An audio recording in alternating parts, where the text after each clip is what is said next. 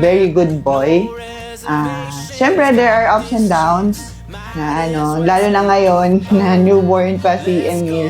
Pero, we're enjoying the process. Kapatid, sa pamamagitan ko ng sakramento ng binyag at pinagdiriwag natin ngayon, kung paano namin natin pinagpala ni Jesus ang mga bata sa binasang ebanghelyo, kanya nitong magpapalaki ang bawat isang bata na ibibigay ngayon.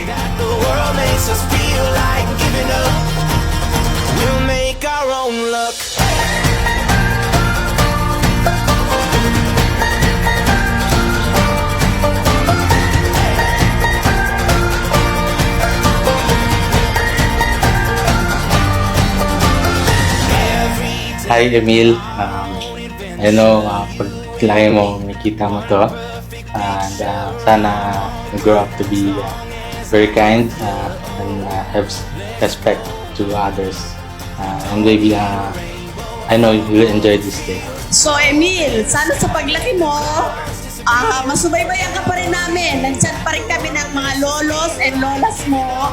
Dasal ko lang, sana si Emil lumaki siyang may takot sa Diyos, maging masunurin sa magulang, at may paggalang sa mga tao.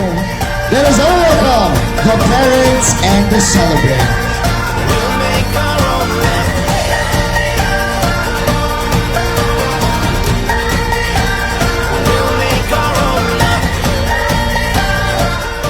Masasabi ko lang sa'yo, sana lumaki kang mabuting bata.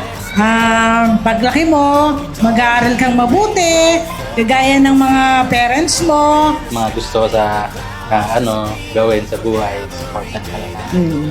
Our dream is for your dreams to come true. So,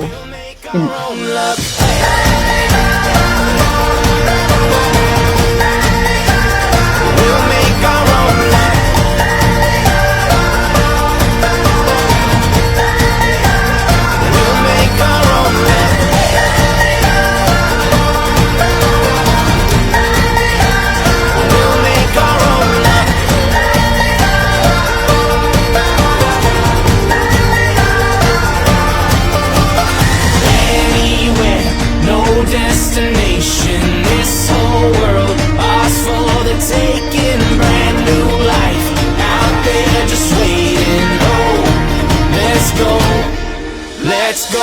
Makita ni Emil yung pagmamahalan yung dalawa. Kasi kapag lumaki siya na yun yung nakikita niya sa inyo, yun din yung parang lalaki siya with love, full of love. Ang wish ko lang, para kay Emil, lumaki ng may takot sa Diyos, saka pinaka-importante, respeto sa magulang.